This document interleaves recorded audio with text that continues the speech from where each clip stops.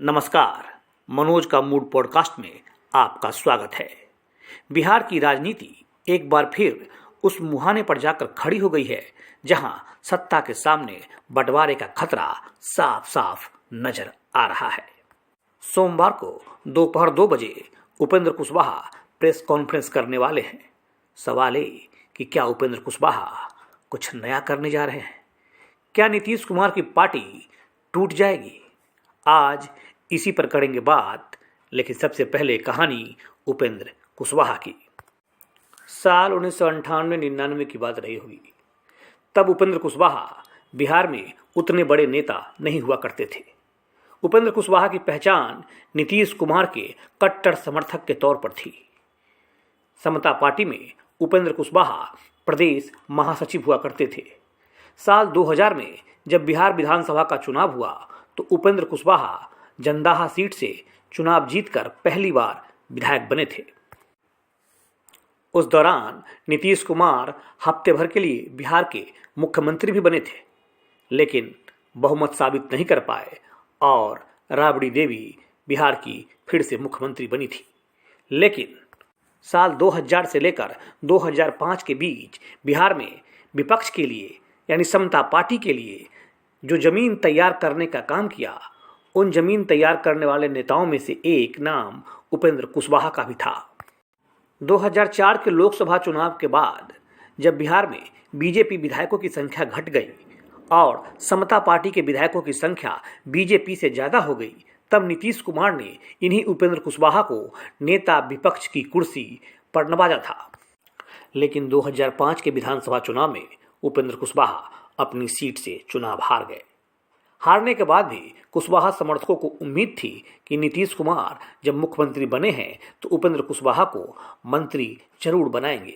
लेकिन नीतीश कुमार ने तब उपेंद्र कुशवाहा को मंत्री नहीं बनाया और यहीं से दोनों के रिश्तों में खटास की शुरुआत हो गई। नीतीश कुमार का साथ छोड़ने के बाद उपेंद्र कुशवाहा एनसीपी में शामिल हुए, प्रदेश अध्यक्ष बने।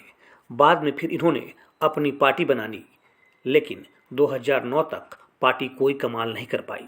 2010 के विधानसभा चुनाव में जब नीतीश कुमार और बीजेपी का गठबंधन भारी बहुमत के साथ सत्ता में लौटा, तब उपेंद्र कुशवाहा भी नीतीश कुमार के पास लौट आए। लेकिन ज़्यादा दिनों तक यहाँ भी उपेंद्र कुशवाहा के पैर टिके नहीं। 2013 में जब नीतीश कुमार ने बीजेपी का साथ छोड़ा, तब उपेंद्र कुशवाहा भी नीतीश कुमार से दूर हो गए। उपेंद्र कुशवाहा ने नई पार्टी बनाई, नाम रखा रालोसपा। इसके बाद 2014 का लोकसभा चुनाव आया। देश में मोदी लहर थी और उपेंद्र कुशवाहा भी मोदी की उस लहर पर सवार होकर सांसद का चुनाव जीते और केंद्र में मंत्री बनाए गए। 4 साल तक सत्ता का सुख भोगने के बाद उपेंद्र कुशवाहा को यहाँ भी मन नहीं लगा। नतीजा हुआ कि मोदी का साथ उन्होंने 2019 के लोकसभा चुनाव से ठीक पहले छोड़ दिया। उपेंद्र कुशवाहा एनडीए से अलग होकर लालू के साथ चले गए। 2019 के लोकसभा चुनाव में उपेंद्र कुशवाहा 2 सीटों से चुनाव लड़े, हार गए। पार्टी की बुरी हार हुई।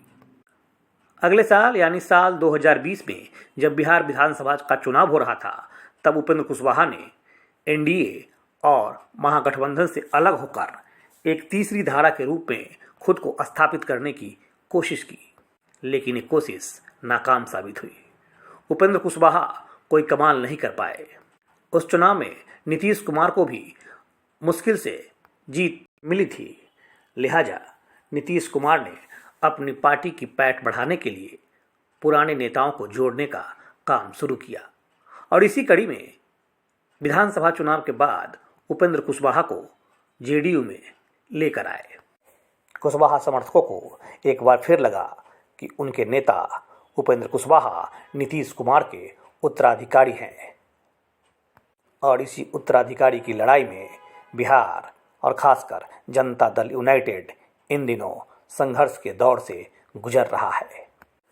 रविवार को पटना में उपेंद्र कुशवाहा ने अपने समर्थकों के साथ बड़ी बैठक की है। सोमवार को वो कुछ नया कर सकते हैं, मतलब नया ऐलान करने की घोषणा कर सकते हैं।